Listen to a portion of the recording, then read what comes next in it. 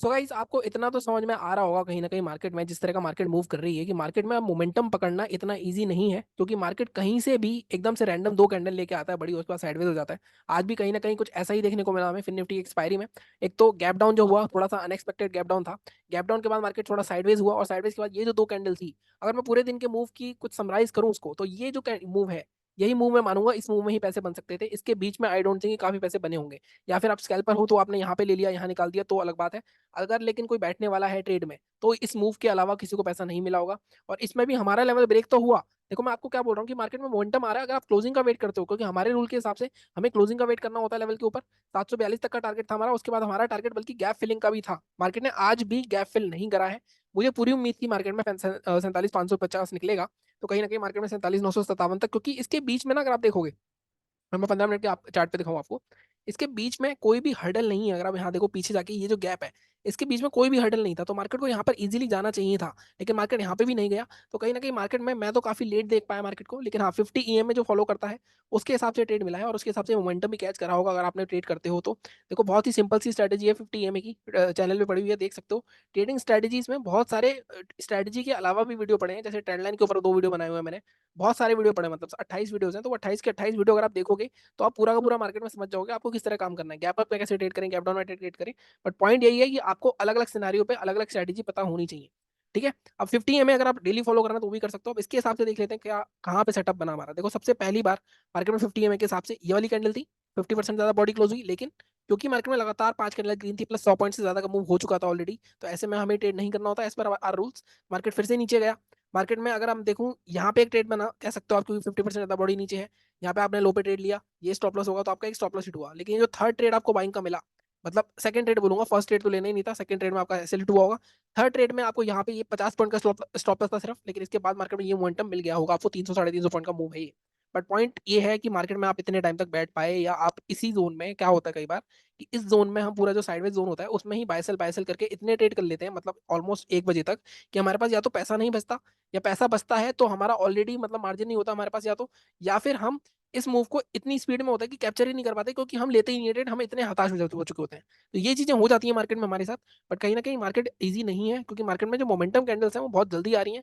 I don't know इसका reason क्या है, बट विक्स भी अब थोड़ा बहुत कम होता जा रहा है। अगर आप देखो, विक्स भी 16 के आसपास था, अभी अब 14.38, आज भी गिरा है, कल भी गिरा था। तो कहीं ना कहीं थोड़ी वोलेटिलिटी कम होगी तो थोड़ा मार्केट हाथ में आएगा।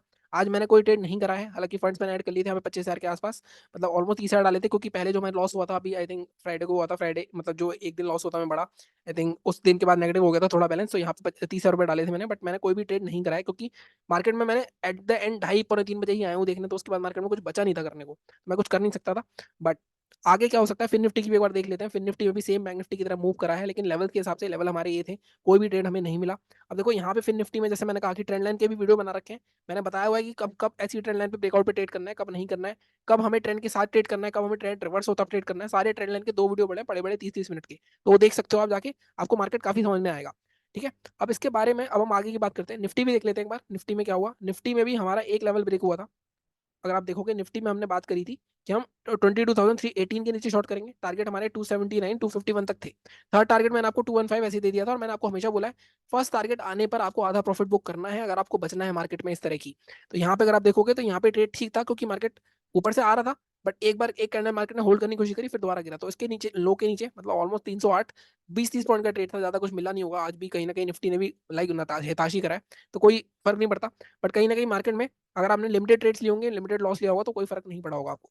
ठीक है। अब हम बात करते हैं कि आगे क्या हो सकता है। सबसे पहले बैंक निफ्टी की बात कर लेते हैं कि बैंक निफ्टी कल एक्सपायरी भी है, और डेली चार्ट पर अगर हम चलते हैं, मैंने एक स्क्रीन और लगा ली है। वैसे तो बिजीनेस के कारण मैं स्क्रीन नहीं देख पाता हूँ, तो मैंने एक स्क्रीन और लगा ली है, तो हो सकता है अब मैं वो दूसरी स्क्रीन चालू रखूँ, ताकि मुझे कोई 50 MA का एटलीस्ट सेटअप मिले, तो मैं ट्रेड तो करवाऊँ कम से कम वहाँ पे। ठीक है। अब यहाँ पे देखो, जैसा कि उम्मीद थी कि आज एटलीस्ट मार्केट यहाँ तक आ सकता है, 48,000 तक गैप फिल करेगा, लेकिन नहीं करा। अब कल इसके चांसेस बढ़ जाते हैं। अगर मार्केट एक बार ग्लोबल मार्केट्स भी खोल ही लेता हूँ मैं, कि ग्लोबल मार्केट्स किस तरह, हालांकि कुछ यूज हो नहीं रहा है इनका आजकल। आजकल ग्लोबल मार्केट चल ही नहीं रहे।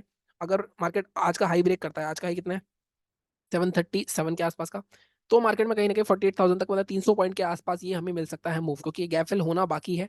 गैप फिल होके फिर मार्केट गिरेगा, क्योंकि कहीं ना कहीं मार्केट में अगर आप देखोगे, देखो ये ट्रेंड लाइन जो डेली चार्ट पे ट्रेंड लाइन आ रही थी, हमने वीकली एनालिसिस में ही बात करी थी, ये ट्रेंड लाइन ऑलरेडी ब्रेक हो चुकी है। प्लस अगर आप देखोगे 3 दिन से मार्केट कहाँ, मार्केट इसी जोन के आसपास, ये वाला जोन है, ऑलमोस्ट 47,200 के आसपास कहीं भी सस्टेन कर रहा है। तो 3 दिन का अगर आप यहाँ पे बॉटम देखोगे, अगर आप ये 3 दिन की कैंडल देखो, एक मिनट गाइस, एक मिनट, ओके, ये 3 दिन की अगर आप कैंडल देखोगे तो आप देखो इन तीनों कैंडल का लो ऑलमोस्ट सेम है। अगर आप देखो आज का लो 147,196, कल का लो 47,191, उसके नीचे 47,237, मतलब 190, 47,190 टूटता है तब एक फॉल देखने को मिल सकता है, अदरवाइज अभी तो मार्केट हमें ऊपर ही ज्यादा दिख रहा है।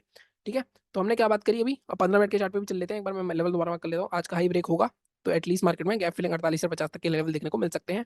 48,000 ब्रेक होगा या नहीं होगा ये कहना थोड़ा मुश्किल है, कल एक्सपायरी है क्योंकि बैंक निफ्टी की, तो 48,000 एक्सपायरी के टाइम पे साइकोलॉजिकल लेवल बहुत कम, वो बहुत कम ब्रेक हो पाता है, मतलब बहुत रेयरली होता है कि मार्केट में एक रैली आती है, अगर ब्रेक हो जाता है तो फिर 200-300 पॉइंट भी जा सकता है। तो उसके बारे में बात करते हैं। देखो जैसे मैंने कहा, ग्लोबल मार्केट्स भी देख लेते हैं एक बार। यहाँ पे डाउ जोन्स गिरा हुआ है, गिफ्ट निफ्टी कुछ ज्यादा है नहीं खास, और मार्केट आजकल तो कुछ भी कर रहा है वैसे भी।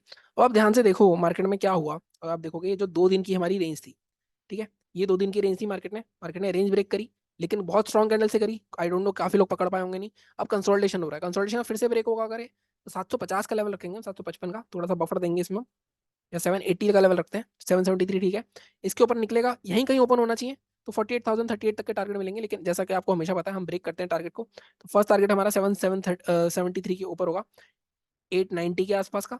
सेकंड टारगेट हमारा 48,038 यहाँ तक आ सकता है इजीली। ठीक है, तो 47,950 के आसपास बुक कर सकते हो आप, अगर आपको बुक करना है तो। सेलिंग कहाँ करनी है, देखो सेलिंग अब इस रेंज के नीचे ही होगी, इस रेंज को नीचे आता है मार्केट अगर 47,190, तो इसके बाद मार्केट में अगर मैं देखूँ स्टॉप, एक स्टॉप तो हमें यहाँ दिख रहा है 47,055, मतलब ऑलमोस्ट 150 पॉइंट मिल जाएंगे। इसके भी नीचे जाता है तो सेकंड स्टॉप जो मुझे दिख रहा है वो दिख रहा है 46,950, तो 46,950 तक के टारगेट ले सकते हैं। फर्स्ट टारगेट हम थोड़ा छोटा करते हैं, 47,087 और 46,950 या 960 के आसपास, मतलब ये जो जोन है 970 तक के टारगेट हम देख सकते हैं सेलिंग में।